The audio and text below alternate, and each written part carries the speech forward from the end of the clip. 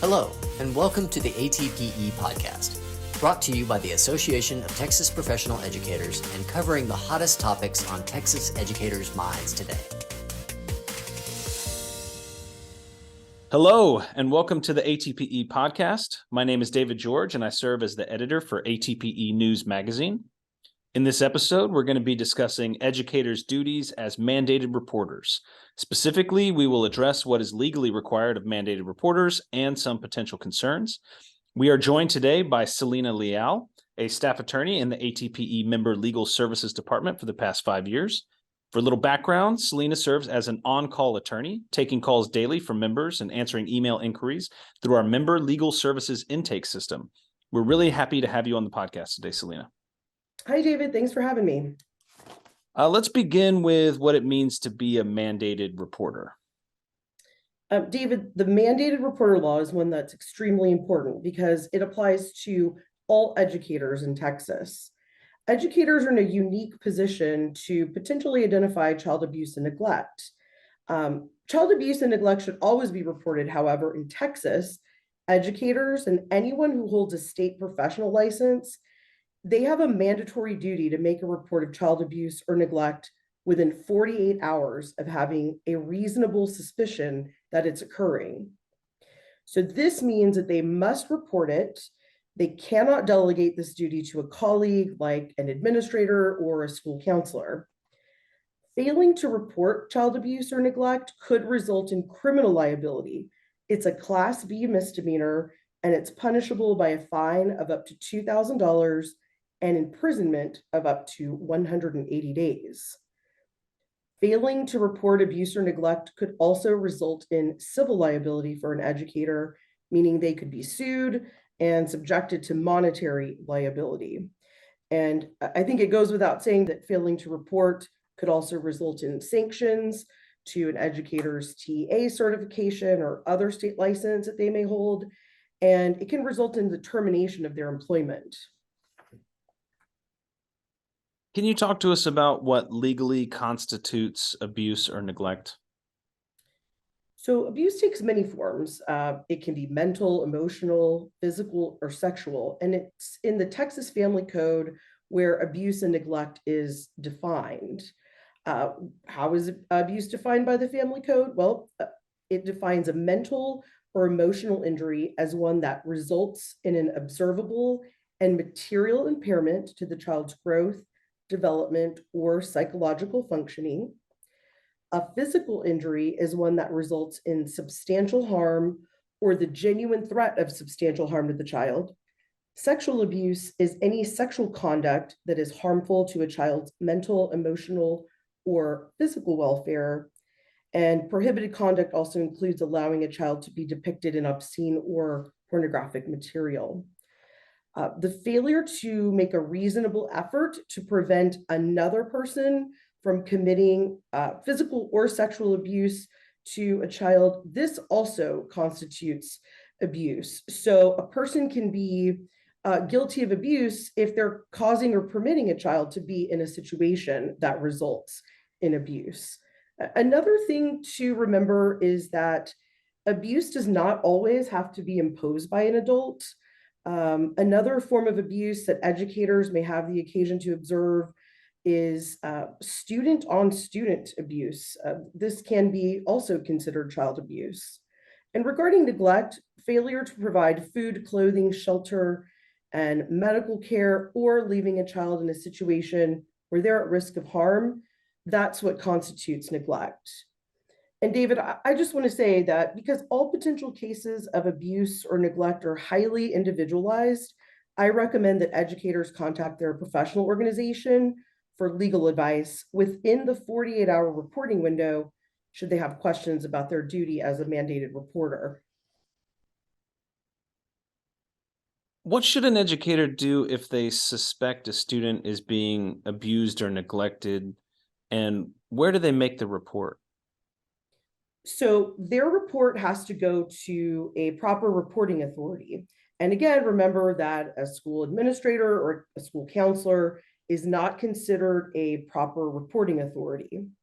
So if an educator has a TA certification or state license, their report needs to be made within 48 hours. And I want to clarify that before making a report, an educator should not try to investigate a particular situation. I think sometimes that educators, out of their concern for the child or maybe to validate their suspicions, they try to make an investigation of their own before making a report. So they should definitely avoid doing that. They should take down whatever information they have so that they can provide accurate information to the reporting authority, which is the Texas Department of Family and Protective Services, or any state or local law enforcement agency. There is a distinction, though, in the appropriate reporting authority in a case where suspected abuse involves a person who is responsible for the care, custody, or welfare of a child. This includes the obvious parents and guardians, but also school personnel.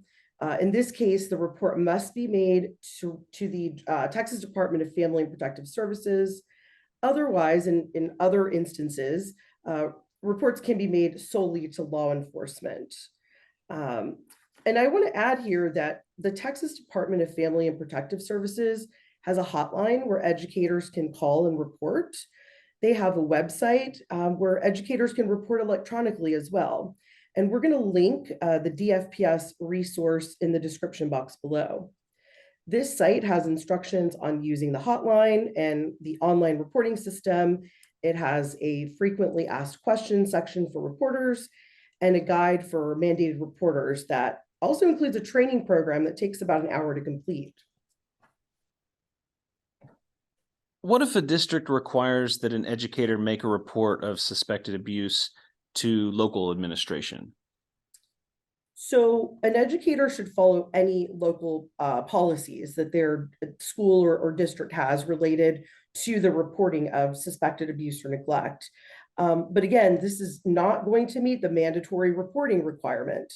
This would have to be done in addition to it. The board policy that addresses student welfare, child abuse, and neglect, that can be found at FFG Legal and FFG Local. I also want to add that an educator should not be coerced or suppressed into failing to report child abuse and neglect. Doing that is also a crime. And what if an educator isn't sure whether abuse or neglect is actually occurring?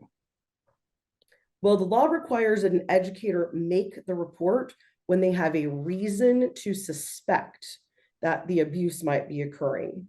So even if there's no way to confirm those suspicions, the report must be made. There is a resource, again, with the Texas Department of Family and Protective Services at the Child Abuse Hotline. Educators can call this hotline if they have a concern about a child's behavior, but would like more information about whether the behavior is indicative of abuse or neglect. They can talk to a professional there about their concern. And if an educator makes a report that turns out to be wrong, if their suspicions are not correct, what can they expect? So educators are immune from civil or criminal liability for any report of child abuse or neglect, as long as their report is made in good faith. If an educator's suspicions were reasonable and sincere, then they'll have immunity.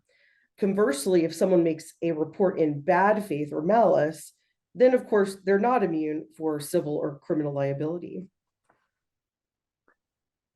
And concerns about privacy as a reporter? Of course, this is a really huge concern. An educator should know that a report of suspected abuse or neglect is confidential, and it's not subject to public release under the Open Records Act. The identity of the individual making the report, as well as information contained in the report, may be disclosed only for purposes consistent with the investigation of the alleged abuse and in accordance with the requirements of the Family Code.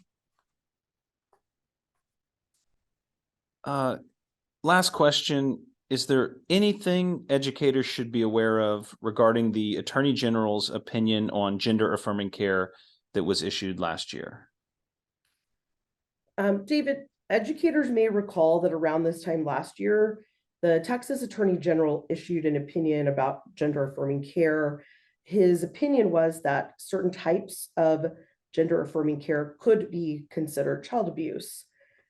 This is a really complicated legal issue, and there's ongoing litigation regarding the Attorney General's opinion.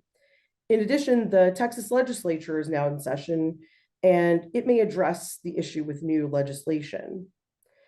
I would emphasize again that because all potential cases of abuse or neglect are highly individualized, it's best to contact your professional organization for legal advice within the 48-hour window if you have questions as your duty as a mandated reporter.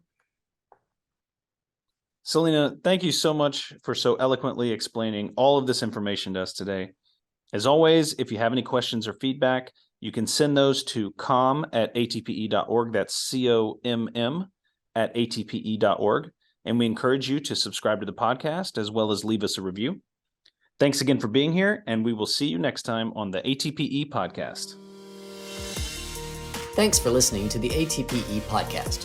For more information about becoming part of Texas's largest community of educators, please visit atpe.org. The information provided in this podcast is for general purposes only. Individual legal situations vary greatly, and viewers needing individual legal advice should consult directly with an attorney. Eligible ATPE members may contact the ATPE Member Legal Services Department.